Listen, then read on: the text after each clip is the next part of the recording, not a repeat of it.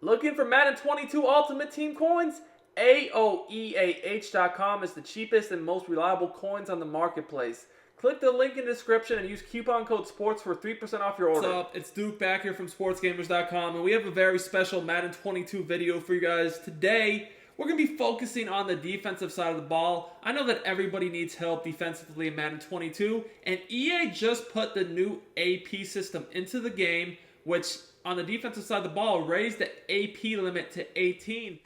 If you're enjoying my YouTube content, I highly recommend you check out Sportsgamerz.com. This is where I post all my premium Madden 22 content. I have eBooks, offensive and defensive schemes, plus I do 4 to 6 premium tips every week in the Madden Vault. This content is available for both current and next gen, so no matter what system you play on, we got you guys covered.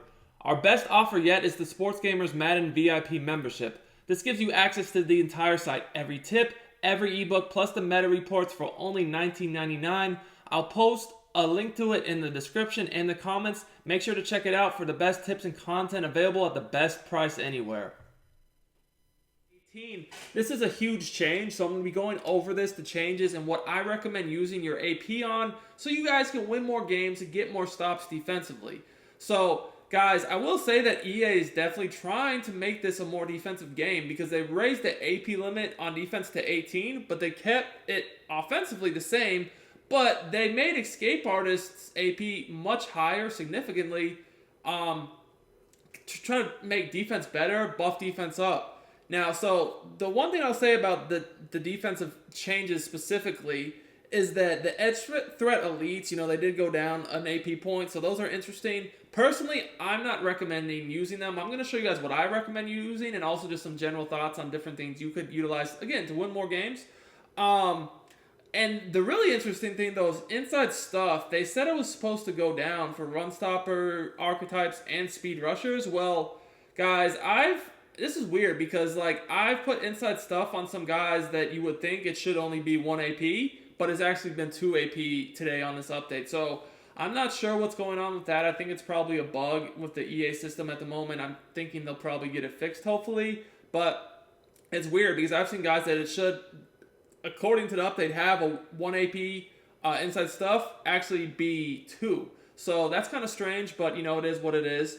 I will say before we keep going in this video, if you enjoy my free YouTube content, I do Madden 22 videos on a daily basis here, tips, gameplays, and news. Hey, make sure you guys subscribe to the channel, drop us a like, comment, all that stuff really helps me out a lot. Let's just get right back into it though. So, here's what I am doing. So when you have 18 AP, you got a lot of room to work with. So there's a lot of different options for you. Getting back to the edge threat elites, they're pretty affordable now, but the thing is, I still don't like defensive line pass rush abilities because even though Escape Artist has increased significantly, I still feel like a lot of people are going to use it. And when you use Escape Artist, getting D-line pressure is pretty much irrelevant because they'll just run right by it.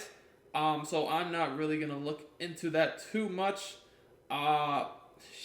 So that's something I don't really want to focus on. I'm going to use still my AP. Majority is going to be in the secondary. So it really depends upon if you guys like to play man or zone.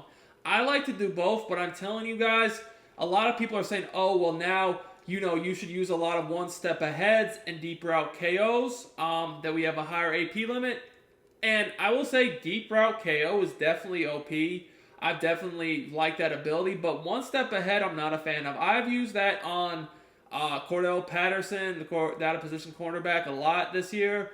And in my opinion, man coverage with one step ahead is just not it.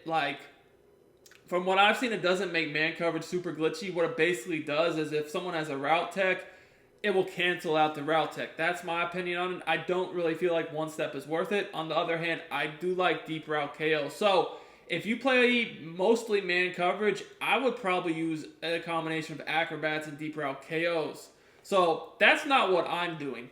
I still personally believe that I like running the 3-5 wide and 2-4-5 odd and sometimes dollar still the most. So with those defenses, I'm playing more zone, but I do use some man. And when you use a combination of both, it's really no sense of using man-to-man abilities, right? So what I'm doing is I'm stacking acrobats with pick artists. So here's how I'm doing it. First of all, big thing this year is you want DBs with height. So like if you look at what I'm doing with my DBs, you'll see my DBs I use, they're all tall. I don't have any DBs on my field that are not tall. So the lineup I use is with Cam Chancellor, Surtain, Simmons, Taylor Mays, Sherman, Hendricks. Those are really my main DBs. And like Sean Taylor too. So he doesn't have an ability on him. He does have Acrobat, but right now I'm just messing around with something else. But what I'm doing is because I want height, right? I want height, and the reason for that is, deep out elite is so popular this year, and I feel like there's going to be more deep out elites now that Escape Artist went so high. I feel like people are going to start using. I feel like everyone's probably at least going to have one deep out elite, and when you have height, that allows you not to get aggressive caught and dunked on so much. But what I've noticed is that when you stack the acrobats with the pick artists, it really does help out a lot. I feel like, they says pick artist, the definition is better catching and improved stamina on interception returns. And I've noticed that not only do you not drop picks when you have pick artists, but when it comes to those aggressive catches, contested type catches, your DBs do way better. I really can't remember getting many picks with a DB without pick artist when someone threw up a one-on-one with deep out elite. That it seemed like the offensive player would always win. But since I've started to use pick artist with acrobat, I've been getting way more picks. So here's exactly how I'm doing it. So basically, guys, on my deep safeties, which I have, I'll use a Chancellor and also Taylor Mays. What I'm doing is, and Simmons, I would kind of rotate those three.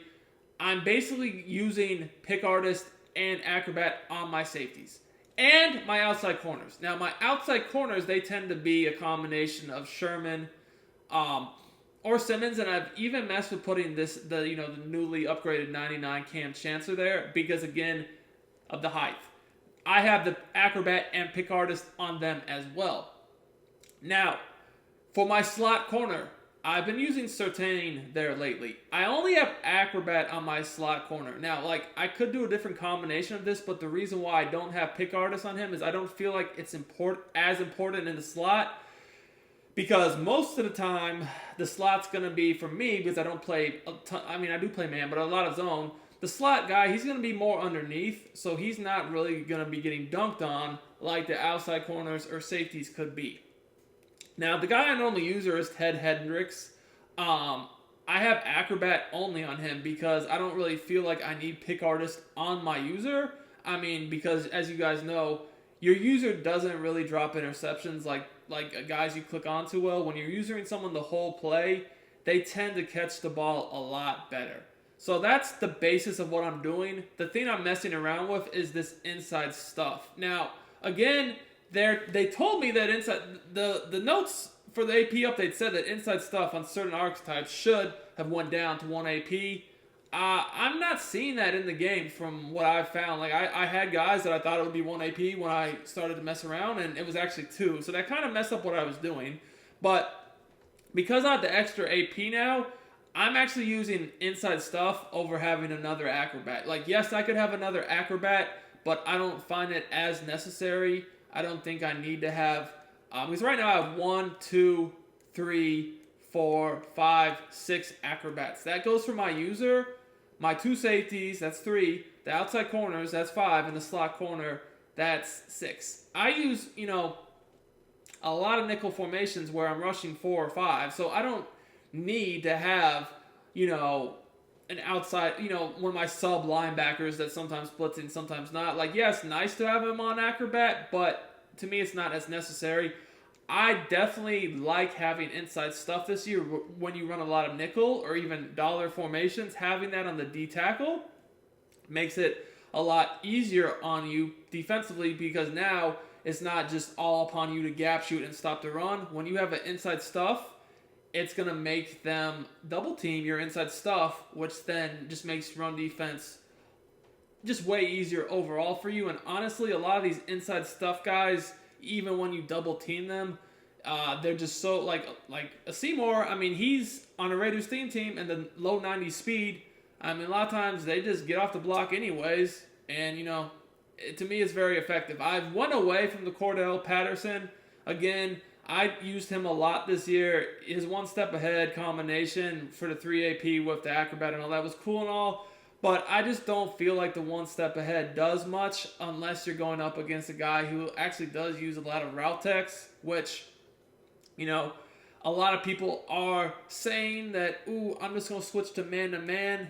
I mean, I just don't see it. I mean, I don't think man-to-man is as good. Like, on all Madden, I will say man-to-man is definitely a lot tougher than it is on All-Pro. But because most people mostly play on All-Pro, I just don't see man-to-man every play like as an effective strategy. It is good, don't get me wrong, but it's not like it was last year when everyone was using one steps everywhere and could just run it every single play. So that's my take on the new AP update. That's the way I'm going to look at my defense. If you guys like videos like this, make sure you drop a like for me, comment on the video. Until next time, it's Duke, and